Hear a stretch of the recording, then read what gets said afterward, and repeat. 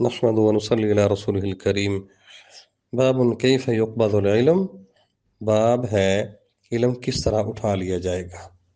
کاتب عمر بن عبد العزیز الی ابی بکر بن حزم، عمر بن عبد العزیز رحمہ اللہ تعالیٰ نے ابو بکر بن حزم کو خط لکھا کہ انظر ما کان من حدیث رسول اللہ صلی اللہ علیہ وسلم فاکتبہ، دیکھیں جو رسول اللہ صلی اللہ علیہ وسلم کی حدیث ہے اسے لکھ لی۔ فإنی خفت دروس العلم وذهاب العلماء، کیونکہ میں علم حدیث کے مٹنے علماء کے چلے جانے سے ڈرتا ہوں۔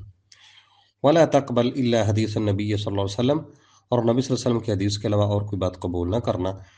ولتفش العلم، اور یہ آپ لوگوں پر لازم ہے حکومتی عہدیداروں پر کہ علم کو پھیلاؤ۔ ولی ولتجلسوا، اور علم کے لیے بیٹھو مجلسیں لگا کر، یعنی مدارس قائم کرو۔ حتی یعلم من لا یعلم، جو علم نہیں رکھتے ان کو سکھا دیا جائے۔ فإن العلم لا يهلك حتى يكون سرا، کیونکہ علم اس وقت ضائع ہوتا ہے جب وہ راز بن جائے۔ اب یہ اثر امام بخاری رحمہ اللہ تعالیٰ نے پیش کیا ہے، لیکن اس کی سند اس کے بعد پیش کی ہے حدثنا علاء بن عبد الجبار سے۔ یہ ابو بکر بن حزم یہ کون تھے؟ یہ ابو بکر خود تابعی ہیں۔ عمر بن عبد العزیز رحمہ اللہ تعالیٰ نے مدینے کا امیر و قاضی مقرر کیا تھا۔ ان کا نام ابو بکر ہے، اس کے علاوہ ان کا اور کوئی نام نہیں۔ ان کا پورا نام اس طرح کہ ابو بکر بن محمد بن عمر بن حزم انصاری، ان کی نسبت دادا کے والد کی طرف کی گئی ہے۔ ان کے دادا عمر رضی اللہ عنہ نبی علیہ السلام کی صحبت کا شرف حاصل ہوا ہے، اور ان کے والد محترم کو رسول اللہ صلی اللہ علیہ وسلم کی زیارت کا شرف یہ حاصل ہے، اور خود یہ تابعی ہیں۔ اور یہ عمر بن عبد العزیز رحمہ اللہ تعالیٰ کی وفات ہوئی 101 ہجری میں، یعنی پہلی صدی کے آخر میں حکومتی لیول پر حدیث کی تدوین کا باقاعدہ آغاز کر دیا گیا تھا۔ اس سے پہلے زیادہ لوگ اپنے حفظ پر اعتماد کرتے تھے، اگرچہ صحابہ کرام سے ثبوت ہیں کہ حدیث کو لکھا بھی کرتے تھے، لیکن لوگوں کا حافظہ بہت زیادہ تھا۔ پھر عمر عبد العزیز رحمہ اللہ تعالیٰ نے حکومتی سطح پر یہ اپنے گورنروں کو حکم دیا کہ آپ نا رسول اللہ صلی اللہ علیہ وسلم کی حدیث کو لکھا کریں، ان کے لیے اسپیشل مدارس قائم کریں، مجلسیں لگائیں، واعظ و نصیحت کا اہتمام کریں، اور ان کو لکھنا بھی شروع کریں۔ یہ علم کی بقا کے لیے ضروری ہے، کیونکہ خالی حافظے کے اوپر ایک آدمی چلا جائے تو اس کا وہ راز وہ خود ہی ساتھ لے کے چلا جاتا ہے۔ یہ حکومتی سطح پر، کیونکہ یہ بھی حکومت کا کام ہونا چاہیے کہ رسول اللہ صلی اللہ علیہ وسلم کے ساتھ محبت مسلمان کو ضرور ہونی چاہیے، لوگوں کو نصیحت کرے۔ عمر بن عبد العزیز رحمہ اللہ تعالیٰ نے باقاعدہ یہ کام شروع کروا دیا تھا حکومتی لیول پر اپنے گورنروں کو کہہ کر۔ باب یہ تھا کہ علم کس طرح اٹھا لیا جائے گا، اور یہ حدیث نمبر ہے 100، یعنی 100 نمبر حدیث۔ امام بخاری رحمہ اللہ کے استاد ہیں اسماعیل بن ابی اویس، جن کا تعلق مدینے کے ساتھ ہے۔ حدیث کا بیان کرنے والا سیدنا عبداللہ بن عمر بن عاص ہیں رضی اللہ تعالیٰ عنہم۔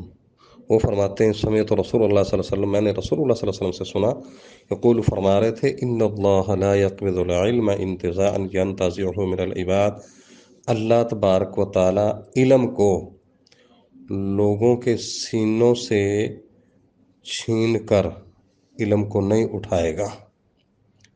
ایسا نہیں کہ لوگوں کے سینوں سے علم کو چھین لے گا اللہ تعالیٰ، ولیکن یقبض العلم، لیکن اللہ علم کو اٹھائے گا بقبض العلماء، علماء کو قبض کرنے کے ساتھ، علماء کو اٹھانے کے ساتھ۔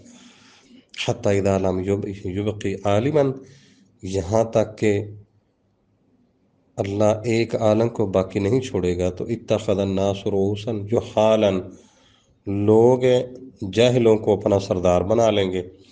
فسئلوا، ان سے سوال کیے جائیں گے تو فافتوا بغیر علم، وہ بغیر علم کے فتویٰ دیں گے۔ فضلوا، وہ خود بھی گمراہ ہوں گے اور لوگوں کو بھی گمراہ کریں گے۔ اب جاہل نہ دو قسم کے ہوتے ہیں، ایک جاہل وہ ہوتا ہے جس کو اپنے متعلق جانتا ہے کہ اس کو علم نہیں ہے، اس کا علاج ممکن ہے کسی عالم سے پوچھ کر مسئلہ حل کر لے گا، ٹھیک ہے، تو اس کو کہتے ہیں جہل بسیط، یعنی سادہ جاہل۔ دوسرے جاہل وہ ہوتے ہیں جو اپنے آپ کو عالم سمجھتے ہیں اور اپنی جہالت کا بھی انہیں علم نہیں ہوتا، اس جہل کو جہل مرکب کہتے ہیں، ان کا علاج ممکن نہیں ہوتا۔ یعنی بغیر قرآن حدیث کو پڑھے لکھے لوگوں کو فتویٰ بتائیں گے، جس طرح آج کل تھوکے صاحب سے یہ باتیں چل رہی ہیں، بس چپ کر کے سوشل میڈیا پر بیٹھ کر ٹھیک وہ اپنے پاس سے مرضی بنا چھوڑ دیے، باتیں ایسے کر دی. یہ اصل میں رسول اللہ صلی اللہ علیہ وسلم کا فرمان امام بخاری رحمہ اللہ تعالیٰ بتانا یہ چاہتے ہیں کہ علم جو ہے نا وہ پڑھنے پڑھانے کے ساتھ آتا ہے. علماء سے سیکھا کرو بغیر سیکھنے کے، کیونکہ کئی دفعہ ایسا ہوتا ہے کہ جو استاد کے علاوہ بندہ اپنے طور پر سمجھتا ہے اس کو صحیح سمجھ نہیں ہوتی. استاد بھی وہ ہونا چاہیے جو عالم ہو. امام بخاری رحمہ اللہ تعالیٰ فرمانا یہ چاہتے ہیں. آخر میں ایک سند پیش کی ہے امام بخاری رحمہ اللہ تعالیٰ نے فربری، ان کا نام اصل میں ابو عبداللہ محمد بن یوسف بن مطر فربری ہے. یہ امام بخاری کے وہ شاگرد ہیں جنہوں نے ان سے صحیح بخاری روایت کی ہے. حدیث کے آخر میں انہوں نے اپنی سند کے ساتھ جس میں امام بخاری کا واسطہ نہیں، یہ روایت بیان کی ہے.